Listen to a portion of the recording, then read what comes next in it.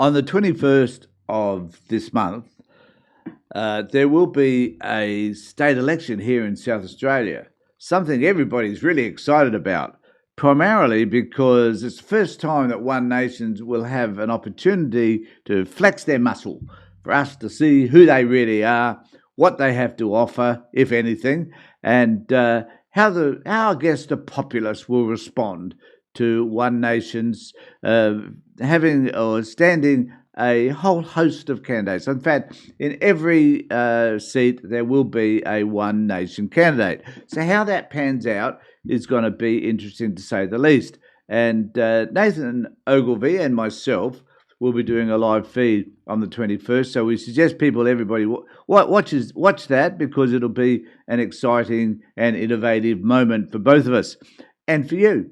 And just need to remind you, please remember to subscribe to my channel, ring the bell for further notifications, do what you need to do, because it helps me out, and it does tend to pay for some of the work that I do for you, to keep you informed as to what's happening in the world of politics.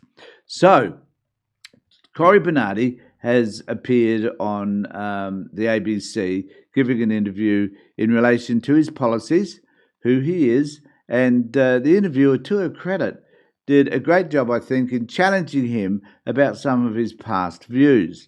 Now, my version of Cory is that he wants to live in the past. He sees everything through the eyes of a 1950s, 1960s misogynist, sexist. And this interview, I guess, indicates where his views still stand in relation to all of this. And we must remember, this is the reflection of the One Nation policies, and this is kind of who they are.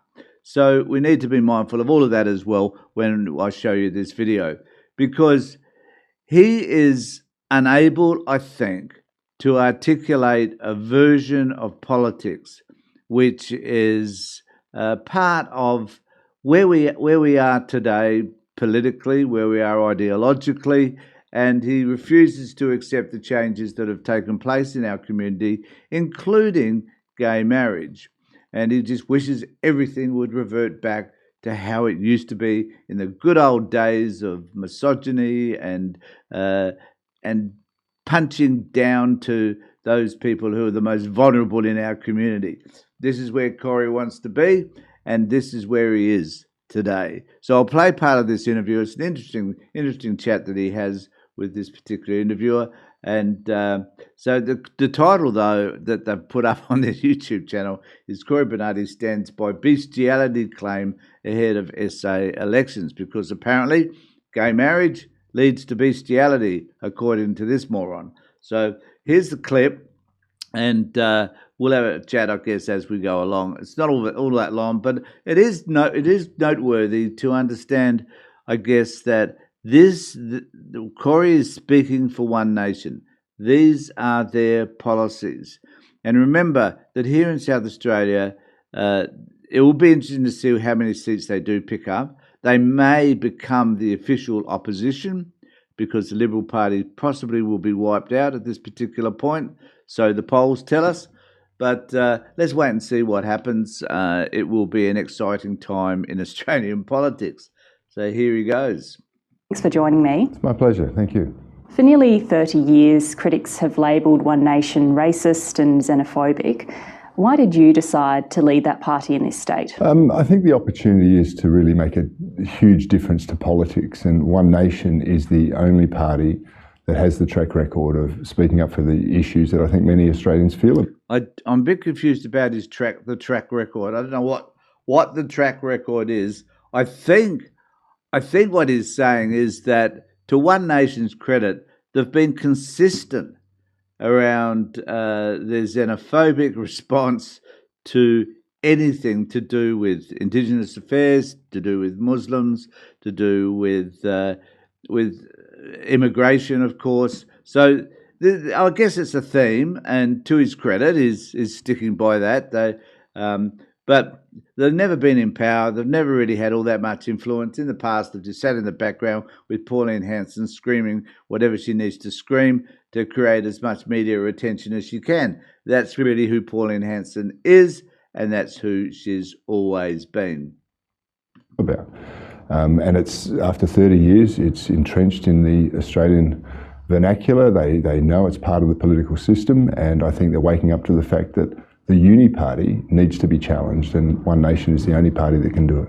But back to the question of racism and xenophobia, the federal leader Pauline Hanson recently suggested that there were no good Muslims. Do you agree with her? Well, I 100% agree with her sentiments, and the question is, how do you define what a good Muslim is? I could put that question to you. Do you have a definition? Well, I'm asking you the question. What Sure. Well, a good Muslim under Islam is someone who obeys Sharia law and... Now, do need to have a break here, mate. A good Muslim doesn't necessarily include someone who, for some reason, Sharia law becomes a significant issue for people on the right, because their belief is that, given that Muslims have something like 4% of the population, that somehow that 4% is going to grow to 55%, which is a load of bullshit. But nevertheless, this is what they want us to believe. So that Sharia law is a term they use to scare people to think that whatever Sharia law is, and most people do not know, but to think that Sharia law is going to take over and govern and control all our laws. Now, the issue for me is there are many laws that have got a religious background, I guess. We think of the Roman Catholic Church and canon law. We think of the Bible and some of the laws that have been created as a result of biblical text. So religion does have an impact. But here in Australia, the most dominant group of people from a religious perspective now happen to be atheists. So I don't know where he's coming from in terms of this notion around Sharia law, but basically it's full of xenophobic responses that lack understanding and comprehension about what Sharia law actually is, and it will never, ever become a part of our political and legalistic system. It just won't. But it scares people. So that's why he raises it. And I personally don't know enough about Sharia law to even comment really about it, apart from the fact that the Muslim community is a very small portion of our general community, and it is unlikely that it will ever, that version of law will ever take an effect in Australia. But nevertheless, it's used as a trope, and this is the way he's using it here. So let's see what else he has to say. Follows the Prophet Muhammad. So you've got to think about the definitions you've got, and you've got to put forward what is in our interest in this country. Do we want people who want to come here to obey our laws, support our culture, our way of life, and celebrate everything that's good about it? Or do we want people who come here and are going to seek to change all of the good things for something that is anathema to... See, so the issue he's raising here is that, do we want people... So if people are Islamic in their beliefs, then clearly they are bad people, according to... he hasn't answered that question appropriately in relation to what Pauline said.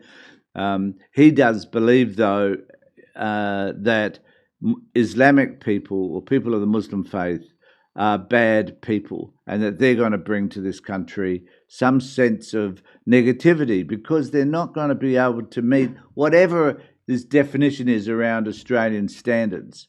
I don't want to live in a world whereby we apply by the standards of One Nation, Cory Bernardi. I think we need to live in a more reasonable and sensible world that takes into account all of the things that matter to most of us, which is cost of living, which is respect for others, which is a fair go, all those things that I mentioned in a previous post in relation to what you need to sign if you or agree to if you care to get a visa in this country. But Cory Bernardi and One Nation wish to pit us against each other by selling us a bag of crap about what this country could become if we allow these terrible people who say that they're Islamic or they belong to the Islamic faith. And, we need to differentiate between, the ISIS group and the extreme right in the Islamic world, just as we need to be aware, I guess, of the extreme right in terms of the Christian right, the group that Cory Bernardi belongs to, who are just as evil as the extreme right of the Islamic faith. But nevertheless, this man thinks for whatever reason, he has all the answers to all of the problems. He doesn't. He's xenophobic. He's an absolute disgrace as a human being. But nevertheless, he happens to be the leader of One Nation here in South Australia. Western Enlightenment. To be clear, do you believe there are no good Muslims in Australia? Well, no, but if you want to say someone is a good Muslim, then their values are incompatible with Australian values. And I can't help when he says things like that. I can't help but think of the terrible, terrible Christians that don't hold those values. I think, instinctively of George Pell, issues around childhood sexual abuse. I think of the inquiry into childhood sexual abuse in Australia and the religious orientation that there was towards the priesthood, to Anglican priests, to the Christian Brethren, to all of those organisations that were caught out because they didn't abide by just moral values themselves anyway. It's such hypocrisy to hear these people talk about their faith as if it's the only faith that abides by any sense of morality and integrity and reasonableness. It is appalling because people like Cory Bernardi are so hypocritical. They don't see the fallacies that sit within their own argument, and I find it somewhat distressing. If you say that someone happens to be of the Muslim faith and heritage, and they obey our laws and things under Islam, they are not good Muslims. So it's about how you define it. I want people here who embrace our way of life, who love what we have in this country. I don't understand that. Under Islam, they are not good Muslims if they abide by our laws. This is what Cory's trying to tell us. He's just a piece of shit. Want to make it better, not to change it to be like some Middle Eastern kingdom or some backwater where they're still living in the 6th century. Aren't there extremist values inherent in all? I like this. This is a good question. Very good question. Religions. There are weird people in all religions, of course, but if you look at the basic tenets of Christianity, it is do unto others as you would have them do unto you. That is the foundation and the bedrock of what Australian civilization and Western civilizational values are. So, if people want to uphold that, I'm all for it. But, you go into parts of the Islamic population and that's not what you get. Which part of the Islamic population are you talking about, Cory? I'm releasing a video today which is an interview I did with a Muslim individual by the name of Daniel. And it's worth listening to. It's got a lot of historical stuff in it. It gives us a great insight, I guess, into Islam and its history and where it stands today. It's a great interview. It's about an hour. I suggest everybody listens to or watches all of it. But it's my effort, I think, to try and give us a broader spectrum of understandings about the type of criticism that the Islamic faith tends to get from people like Cory Bernardi. As I said before, Cory wants to take us back in the past. Cory has some views around marriage, around gay marriage, that are rather horrifying, I think. And he talks about that further in this particular interview. But I do suggest that you watch the particular video I do with Daniel. But let me know what you think in the comment section below. Remember to subscribe to my YouTube channel. Ring the bell for notifications. Do all those sorts of wonderful things that you need to do. In the meantime, take care.